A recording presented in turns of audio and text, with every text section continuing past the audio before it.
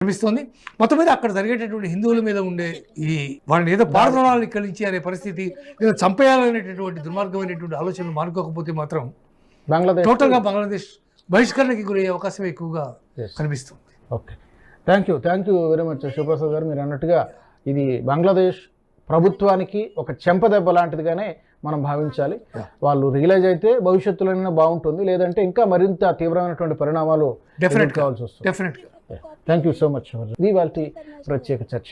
NH TV ఈ కార్యక్రమాన్ని చూస్తున్నటువంటి ప్రేక్షకులకి ఒక విజ్ఞప్తి, ఎవరైనా సబ్స్క్రైబ్ చేసుకుని వాళ్ళు ఎవరైనా ఉంటే కనుక ఎన్హెచ్ టీవీ ఛానల్ను సబ్స్క్రైబ్ చేసుకోండి, జాతీయవాద జర్నలిజాన్ని ప్రోత్సహించండి. జై హింద్. ఈ వీడియో మీకు నచ్చినట్టయితే లైక్ చేయండి, 10 మందికి షేర్ చేయండి. అలాగే కామెంట్ల రూపంలో మీ అభిప్రాయాలను మాతో పంచుకోండి. Nationalist hub group of channels ను సబ్స్క్రైబ్ చేసుకుని తెలుగునాట జాతీయవాద జర్నలిజాన్ని ప్రోత్సహించండి. ఈ వీడియో కింద ఉన్న బెల్ ఐకాన్ పై క్లిక్ చేయడం మర్చిపోవద్దు.